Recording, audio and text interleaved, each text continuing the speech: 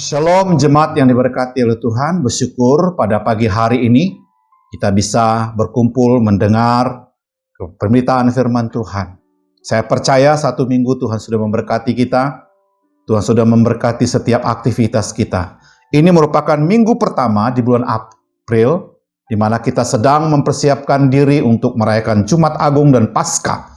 Saya percaya jemaat Tuhan dengan mempersiapkan diri pada pagi hari ini untuk mendengar firman Tuhan. Mari, siapkan hati pikiran kita, arahkan kepada pemberitaan firman Tuhan pada pagi ini. Mari kita berdoa.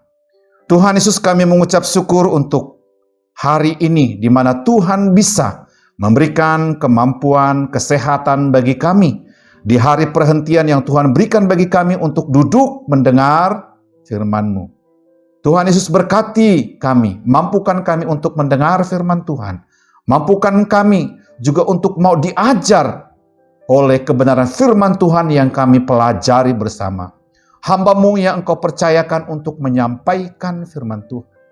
Kendalikan setiap ucapan pikiran sehingga firman Tuhan sungguh-sungguh kami dapat mengerti dengan bahasa yang sederhana yang dikendalikan oleh Allah Roh Kudus. Waktu-waktu pemberitaan firman Tuhan ini kami serahkan di dalam nama Tuhan Yesus. Haleluya, haleluya. Amin. Jemaat yang diberkati oleh Tuhan, pada pagi hari ini kita akan belajar dengan satu tema, yaitu hidupku bukannya aku lagi. Sekali lagi, saya akan mengulanginya. Tema kita pada pagi hari ini adalah hidupku bukannya aku lagi.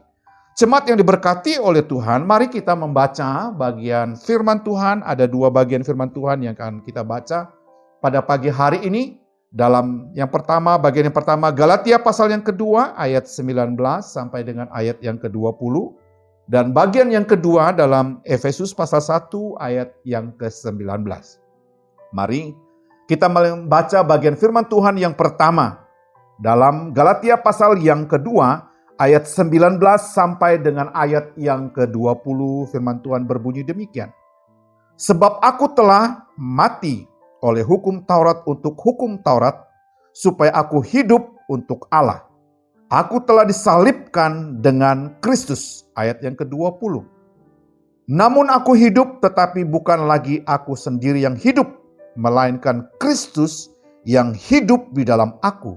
Dan hidupku yang kuhidupi sekarang di dalam daging adalah hidup oleh iman dalam Anak Allah yang telah mengasihi aku dan menyerahkan dirinya untuk aku. Saudara yang diberkati oleh Tuhan, bagian yang kedua pembacaan firman Tuhan kita dalam Efesus pasal 1 ayat 18 berbunyi demikian. Efesus 1 ayat 18. Dan supaya ia menjadikan mata hatimu terang, agar kamu mengerti pengharapan apakah yang terkandung dalam panggilannya. Betapa kayanya kemuliaan bagi yang ditentukannya bagi orang-orang kudus. Demikian jauh pembacaan firman Tuhan kita. Jemaat yang diberkati oleh Tuhan, setelah Rasul Paulus mengalami perjumpaan pribadi dengan Tuhan, maka hidupnya menjadi berubah. Hidupnya yang tadi menjadi seorang penganiaya Kristen, umat-umat Tuhan, murid-murid Tuhan, diubah oleh Tuhan setelah dia bertemu dengan Tuhan. Karakter-karakter dalam dirinya yang manusia lamanya diubah oleh Tuhan. Dan hidupnya berubah. Itu sebabnya dia berkata, hidupku bukannya aku lagi. Dia tidak lagi hidup seperti melakukan hukum-hukum Taurat yang menurut dia benar, ternyata dia melawan perintah Tuhan. Saudara yang diberkati oleh Tuhan, Rasul Paulus ketika dia mengalami perubahan hidup, ketika dia berjumpa secara pribadi, pengalamannya perjalanan ke Damsyik, Tuhan mengubah hidupnya menjadi seorang Paulus yang sangat-sangat militan, fanatik dengan pengikut Kristus yang melakukan tugasnya pemberitaan firman Tuhan. Tuhan memberikan pewahyuan baginya. Mendapat kasih karunia, yaitu seorang yang dibenarkan, dia katakan. Bukan kita dibenarkan oleh melakukan hukum Taurat, tetapi dibenarkan oleh iman di dalam Yesus Kristus.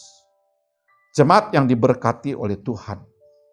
Firman Tuhan dalam Galatia pasal yang kedua ayat 16 menegaskan kepada kita bahwa kamu tahu bahwa tidak seorang pun yang dibenarkan oleh karena melakukan hukum Taurat, tetapi hanya oleh karena iman dalam Kristus Yesus.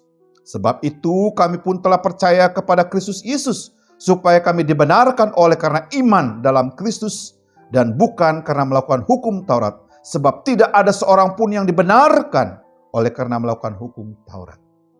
Jemaat yang diberkati oleh Tuhan, Rasul Paulus berkata, hidupku bukannya aku lagi, melainkan Kristus hidup di dalam diriku. Ini merupakan sebuah pengakuan iman yang luar biasa. Merupakan kerido hidupnya dengan Tuhan. Dia sampaikan bahwa masa lalunya tidak lagi berlaku dalam dirinya. Masa lalunya tidak mengendalikan hidupnya, tetapi Kristuslah yang mengendalikan hidup. Persoalannya adalah, apakah kita yang sekarang ini yang berkata kita orang Kristen, kita murid Tuhan, betulkah, benarkah Kristus yang mengendalikan hidup kita?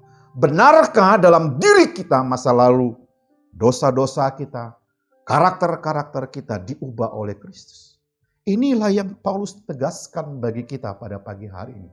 Beranikah kita berkata, hidupku bukannya aku lagi, melainkan Kristus yang hidup di dalam aku, seperti Rasul Paulus. Pengalaman hidupnya bersama dengan Tuhan, pengalaman pertobatannya, perjumpaannya dengan Tuhan, menjadikan dia orang yang sangat-sangat militan dan fanatik sebagai pengikut Kristus. Dan kita bisa membaca cerita akhir hidup Rasul Paulus. Dia bukan mati dengan yang enak, yang seperti orang-orang yang biasa meninggal, tapi dia menderita. Pengalaman-pengalamannya sebagai pengikut Kristus yang membuat dia berkata, hidupku bukannya aku lagi. Jemaat yang diberkati oleh Tuhan, Rasul Paulus mengalami perubahan oleh karena ketika dia berjumpa dengan Kristus, ketika dia sungguh-sungguh membuka dirinya dengan Kristus, dia mengalami perubahan banyak hal. Semakin mencintai Kristus, semakin mencintai Kristus, semakin memberitakan kabar baik kepada setiap orang. Sekalipun orang-orang, kalau kita membaca kisah Rasul, orang meragukan pertobatannya, orang meragukan tentang kehidupannya, dia tetap tidak meragukan lagi bahwa ia benar mengikut Kristus. Dia tunjukkan dalam aktivitas sehari-hari. Dia menjadi orang yang sangat luar biasa. Tuhan memakai dia. Jemaat yang diberkati oleh Tuhan. Persoalannya bagi kita pada pagi hari ini adalah, apakah Kristus ada di dalam hidup kita sebagai orang Kristen sampai hari ini? Sekali lagi, persoalannya bagi kita pada pagi hari ini, apakah Kristus sungguh-sungguh benar ada dalam hidup kita? Atau kita masih dalam hidup manusia lama kita mengaku hidupnya Kristen, mengaku hidupnya Kristus? Ini yang menjadi persoalannya bagi kita hari akhir ini. Jemaat yang berkati oleh Tuhan, apakah semua orang Kristen telah mengalami perubahan hidup ketika berjumpa dengan Kristus? Sesungguhnya iya. Tetapi pada faktanya kita bisa menemukan ada orang-orang Kristen yang hidupnya namanya Kristen, namanya murid Kristus. Tapi dalam praktek hidup mereka tidak seperti pengikut Kristus. Apakah hidup kita, semua orang yang hidupnya, yang mengaku dirinya pengikut Kristus dan murid Tuhan, hidupnya dikendalikan oleh Kristus? Inilah yang kita belajar, yang kita pelajari di bagian ini. Saudara yang diberkati oleh Tuhan, apa maknanya Paulus katakan hidupku bukannya aku lagi, melainkan Kristus yang ada di dalam aku? Bagian yang pertama, mari kita melihat bagian yang pertama. Galatia pasal yang kedua ayat yang ke-20 sudah kita baca tadi. Katakan saya menyimpulkan di sana adalah dikatakan pengakuan bahwa kita milik Kristus. Ini yang pertama. Dunia dan kita ini perlu sebuah pengakuan bahwa kita ini milik Kristus. Ini maknanya. Kalau Paulus berkata bahwa dirinya adalah bukannya lagi, itu berbicara masa lalu dia. Tetapi dia berbicara masa sekarang ketika dia bertobat. Dia katakan, hidupku adalah Kristus. Jemaat yang diberkati oleh Tuhan, ketika kita bertobat dan mengaku bahwa Yesus Kristus adalah Tuhan dalam hidup kita, itu berarti hidup kita bukan milik kita saja. Yang secara fisik Tetapi secara spiritual, Kristuslah ada dalam diri kita dan dalam hidup kita yang kita jalani, yang kita hidupi sampai hari ini. Itu sebabnya perlu sebuah pengakuan bahwa hidup kita ini milik Kristus. Ketika saudara berkata hidup kita adalah milik Kristus, itu berarti ada karakter-karakter dalam diri kita. Masa-masa lalu kita, hidup-hidup yang belum kita tinggalkan, itu harus terkikis dari dalam diri kita. Perlu namanya pertobatan, perlu namanya pengakuan di dalam Tuhan. Tuhan datang memberi perubahan itu kepada Paulus dan itu pun terjadi dengan hidup kita. Jemaat yang diberkati oleh Tuhan. Perubahan hidup seseorang telah bertobat bukan saja secara rohani, secara fisik juga harus mengikutinya. Tabiat-tabiat lama seharusnya dibuang dari dalam diri hidup kita. Tapi tabiat, karakter Kristus harus masuk dalam diri kita. Jemaat yang diberkati oleh Tuhan, ciri-ciri orang Kristen yang memiliki Kristus hidup di dalam dirinya, di dalamnya ada beberapa ciri. Orang Kristen yang sungguh-sungguh bertobat dan Kristus hidup di dalam dirinya. Yang pertama adalah hidupnya tunduk pada kehendak Allah. Ini ciri orang Kristen yang berkata, hidupku bukannya aku lagi. Hidupnya sekarang dikendalikan oleh Kristus. Di mana yang pertama, hidupnya tunduk kepada Allah. Saudara, ini tidak gampang. Ketika kita menundukkan diri kepada Allah, mengatakan hidupku dikendalikan oleh Allah, itu berarti saudara sedang tunduk dalam kehendak Allah. Yang kedua, ciri yang kedua orang Kristen yang memiliki hidupnya di dalam Kristus dikatakan di sana yang kedua, hidupnya mengutamakan kepentingan Tuhan. Kadang saudara Paulus dia tidak memikirkan lagi. Dia beberapa kali di penjara, dia tetap menjalankan tugas pemberitaan firman Tuhan. Dia menyampaikan ada banyak orang bertobat sekalipun dirinya mengalami banyak hal, pengalaman-pengalaman hidupnya. Itu sebabnya dia katakan di sana, hidupku mengutamakan kepentingan Kristus. Kadang sampai hari ini kita menemukan ada banyak anak Tuhan. Ada banyak orang yang berkata hidupnya adalah milik Kristus, tetapi tidak menjalankan kepentingan Allah. Dia hanya mengakuinya. Jika sampai hari ini kita masih mementingkan diri sendiri, maka kita tidak termasuk dalam kategori Kristus hidup di dalam kita. Yang ketiga dikatakan di sana, hidup memuliakan Allah. Saudara, betapa indahnya ketika kita berkatakan hidupku bukannya aku lagi dan Kristus hidup dalam aku. Itu berarti aktivitas apapun yang kita kerjakan, Kristuslah yang dipermuliakan. Kristuslah yang ditinggikan dalam kita beraktivitas. Pelayanan apapun yang kita kerjakan. Jemaat yang diberkati oleh Tuhan. Yang 4 dikatakan di sana, hidup mengandalkan Tuhan. Dalam dikatakan 1 Korintus pasal 5:7 dikatakan sebab hidup kami ini adalah hidup karena percaya bukan karena melihat. Orang Kristen yang hidupnya selalu mengandalkan Tuhan akan melihat banyak mujizat.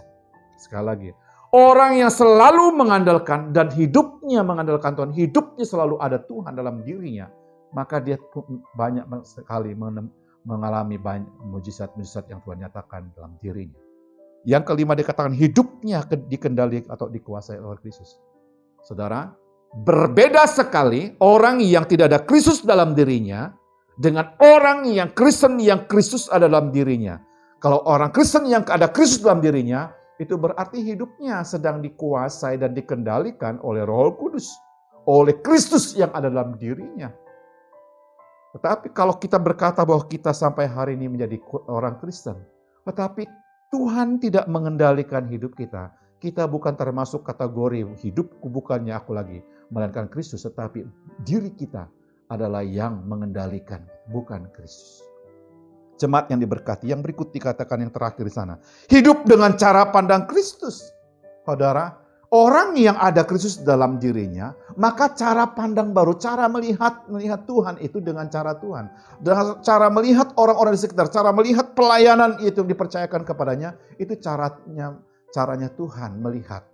Saudara di sekitar kita, bukankah dalam tahun ini kita punya fokus mendoakan satu orang memberitakan Injil kepada satu orang, dan membawa jiwa satu orang beribadah kepada Kristus. Adakah kita hari ini sedang memikirkan, mendoakan satu jiwa? Adakah dalam hidup kita sekarang ini memikirkan bagaimana memberitakan Injil kepada satu jiwa dan membawa satu jiwa untuk percaya kepada Tuhan? Jemaat yang diberkati oleh Tuhan. Bagaimana dengan kekristenan kita hari ini? Apakah hidup kita sehari ini ada Kristus di dalamnya? Apakah kita sekarang ini Kristus sedang mengendali atau menguasai hidup kita? Atau kita yang mengendalikan diri kita? Tidak ada Kristus sekalipun kita secara berkata secara Kristen, kita datang beribadah, kita datang melayani, kita beraktivitas. Tetapi jika Kristus tidak mengendali dan menguasai hidup kita, saya percaya hidup kita masih dalam hidup masa lalu kita, manusia lama kita. Bukan Kristus yang mengendalikan kita. Jemaat yang diberkati oleh Tuhan. Ciri orang Kristen yang hidupnya tidak ada Kristus adalah hidupnya tidak takut kepada Tuhan. Ini ciri yang sederhana. Orang yang tidak ada Kristus dalam dirinya, mereka tidak takut kepada Tuhan. Mereka menganggap enteng, contoh, beribadah, tidak tertarik dengan ibadah. Dia tahu ibadah itu penting, tentang pelayanan. Dia tahu perbuatan untuk menyembah Tuhan itu penting. Beribadah. Ada banyak alasan orang. Oh, untuk apa saya ibadah? Tidak lebih baik hidup saya yang tidak beribadah dengan mereka yang rajin beribadah. Jangan menilai orang dengan cara kita menilai. Tapi nilailah diri kita dengan cara Kristus menilai kita. Ketika Kristus menilai kita, Kristus butuh ekspresi. Tindakan real dalam hidup kita. Kristen boleh Kristen KTP, tapi Kristen kita mungkin selama ini Kristen KTP. Kita tahu bahwa hari Minggu itu penting beribadah.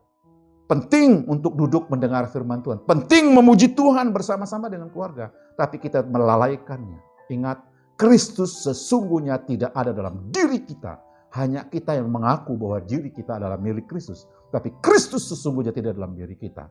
Jemaat yang diberkati oleh Tuhan. Yang pertama tadi saya katakan. Apa maknanya hidupku bukannya aku lagi? Yang pertama, pengakuan bahwa kita ini milik Kristus. Yang kedua, makna yang kedua adalah hidupku bukannya aku lagi, kata Paulus. Makna yang kedua, Kristus pengendali hidup sekarang dan masa depan kita. Ini makna yang kedua. Kristus pengendali hidup kita sekarang dan untuk yang akan datang. Jangan kita berpikir saat ini, tapi berpikirkah kita untuk yang akan datang? Keselamatan Tuhan berikan kepada kita. Dia telah berkorban bagi kita demi kita hari ini dan untuk yang akan datang. Apa respon kita terhadap kebaikan Tuhan itu? Itu sebabnya Paulus berkata dalam 1 Korintus pasal 6 ayat yang ke-20 berbunyi demikian. Sebab kamu telah dibeli dan harganya telah dilunas, dibayar. Karena itu muliakan Allah dengan tubuhmu. Ini perlu. Bahwa kita Allah mengorbankan, Kristus mengorbankan dirinya. Dan dia membayar lunas kita. Muliakan Tuhan dengan hidup kita. 1 Petrus pasal 1 ayat 18 sampai 19 berbunyi demikian. Sebab kamu tahu bahwa kamu telah ditebus dari cara hidupmu yang sia-sia yang kamu warisi dari nenek moyangmu. Itu bukan dengan barang fana, bukan pula dengan perak emas. Melainkan dengan darah yang mahal, yaitu darah Kristus yang sama seperti darah anak domba yang tak ternoda dan tak bercacat. Ini yang sebentar. 2 minggu lagi kita akan merayakan Paskah. Beranikah kita berkata seperti Paulus berbicara? Hidupku sekarang adalah yang mengendalikannya, adalah Kristus yang hidup di dalam aku. Jemaat yang diberkati oleh Tuhan. Seberapa besar kuasa Kristus mengendalikan hidup kita hari ini. Sampai hari ini hidup kita belum, jika kita belum dikendalikan oleh Tuhan, itu berarti dosa masih ada di sana. Karakter-karakter, tabiat-tabiat lama masih ada dalam diri kita. Berarti Kristus tidak ada di sana. Kebenaran firman tidak ada di sana. Dan Roh Kudus tidak ada di sana. Perlu saya katakan bertobat. Dan bertobat. Jemaat yang diberkati oleh Tuhan. Orang Kristen yang hidupnya dikendalikan, dikuasai oleh Kristus. Maka hidupnya adalah hidup yang selalu memuliakan Tuhan. Itu sebabnya saya dikatakan tadi, pengendali hidup kita sekarang dan akan datang adalah Kristus. Maknanya, jika kita tahu bahwa hidup yang akan datang dijamin oleh Tuhan, maka jangan main-main dengan hidupmu hari ini dengan Tuhan. Jemaat yang diberkati oleh Tuhan. Orang Kristen yang hidupnya dikendalikan dan dikuasai oleh Kristus, maka hidupnya yang pertama telah berdamai dengan Allah. Ini, apakah kita selama ini sudah berdamai dengan Allah? Itu sebabnya dalam Roma 1 ayat 5 ayat 1 dikatakan, sebab kita ini dibenarkan karena iman kita hidup dalam damai sejahtera dengan Allah oleh karena Tuhan kita. Orang yang berdamai dengan Allah itu berani berkata dengan Paulus seperti Paulus, hidupku bukannya aku lagi, melainkan Kristus yang hidup dalam aku. Orang yang sudah berdamai dengan Allah. Yang kedua, telah menjadi anak-anak Allah. Orang yang sudah berdamai dengan Allah, orang yang sungguh-sungguh tahu hidupnya dikendalikan oleh Allah, dikuasai hidupnya dipimpin oleh Allah dan dikuasai oleh Roh Allah, maka dia akan menjadi anak-anak Allah. Yang ketiga, tidak lagi hidup dalam kegelapan. Saudara, dosa masa lalu kita masih ada mengintip kita jika kita tidak sungguh-sungguh dengan Tuhan. Jika kita tidak sungguh-sungguh mengandalkan Tuhan dalam diri kita, maka dosa masa lalu kita akan kembali kepada kita dan mengendalikan kita. Itu sebabnya orang yang tahu bahwa pengendali hidupnya adalah Kristus, maka dosa masa lalu tidak akan mengendalikan dia. Yang berikut dikatakan, telah diampuni dan dimeteraikan oleh Roh Kudus. Saudara ingat, ketika saya dan saudara bertobat dan mengaku Yesus adalah Tuhan, saat itu juga diri kita, hidup kita dimeteraikan oleh Roh Kudus dan kita milik Tuhan. Itu berarti bukan pengendalinya hidup kita lagi, bukan kita saja, tetapi Roh Tuhan dan Kristus ada dalam diri kita. Jemaat yang diberkati oleh Tuhan, bagaimana dengan hidup kekristenan kita hari ini? Apakah Kristus menjadi pengendali hidup kita sampai hari ini? Apakah Roh Kudus benar-benar ada dalam hidup kita? Sudahkah hidup saudara diletakkan dengan dasar yang benar, pada iman yang benar di dalam Kristus dari dulu sampai selama-lamanya? Jemaat yang diberkati oleh Tuhan, perenungan bagi kita bagian hidupku bukannya aku lagi. Apakah saudara berani berkata kepada Tuhan Yesus hari ini, hidupku bukannya aku lagi, tetapi melainkan Kristus yang hidup di dalam aku hari ini sampai selama-lamanya? Mari kita berdoa. Tuhan, kami mengucap syukur. Kami percaya hidup kami bukan kami lagi, tapi melainkan Kristus yang dalam kami. Roh Kudus meteraikan firman ini dalam hati kami, supaya firman ini hidup dan menghidupkan spirit rohani kami, menghidupkan kami supaya kami melawan karakter-karakter lama kami, dan kami ada di dalam Kristus. Berkati jemaat dimanapun yang mendengar firman ini, dan kami berhenti untuk mendengarkan firman. Di dalam nama Tuhan Yesus kami berdoa. Haleluya. Haleluya. Amin.